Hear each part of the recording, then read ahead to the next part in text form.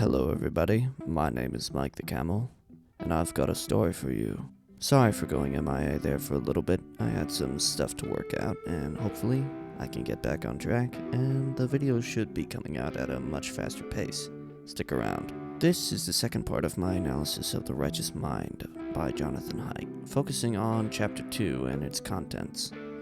The history of the split between mind and body has been at the core of philosophy since its inception, the main divider of philosophers and the source of many conflicts in the world of academics and philosophy. In this chapter, Jonathan Haidt explores the relationship between base urges, rationalization, and reveals how people actually come to the conclusions that they come to.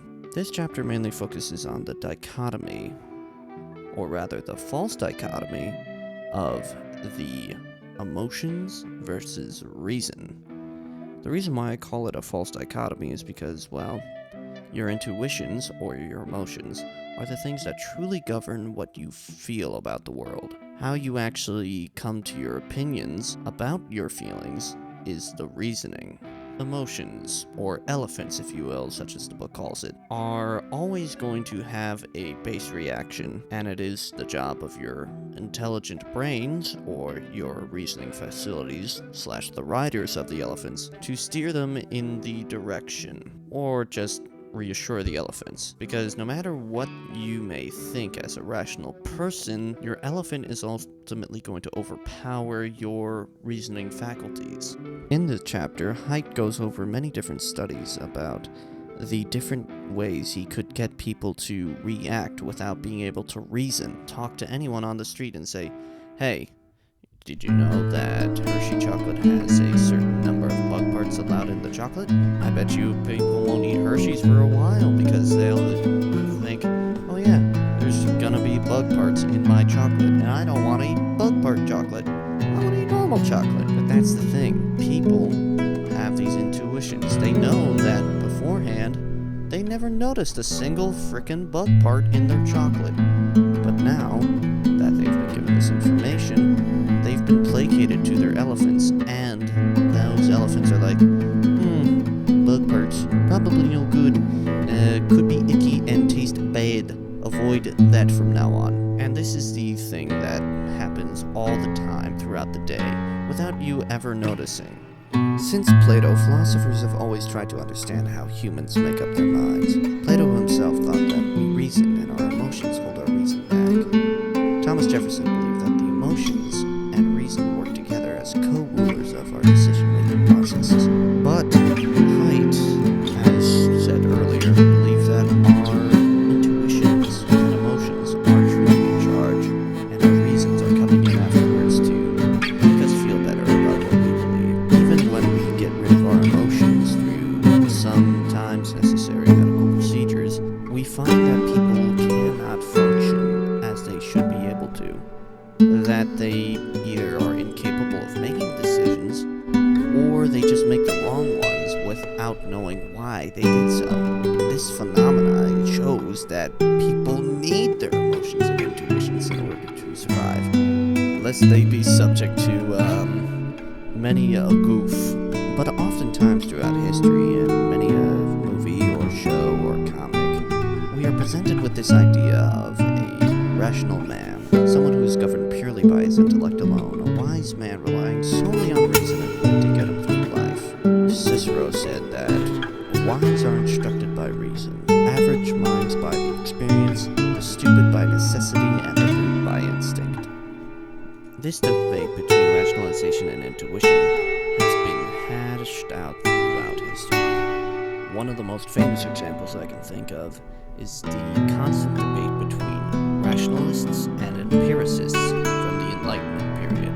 The rationalists believe that our senses cannot be trusted, and only the perceptions of the mind are what is real. That no matter what our senses tell us, our brains are the only things we can trust. In contrast, the empiricists believe that the only senses that you can trust are that of your body. Your brain could be fooled. After all, people are fooled every day, but your body always knows what's going on. And you shouldn't think too much about anything, or else you're going to trick yourself. Both rationalists and empiricists had a false dichotomy of viewing their intuition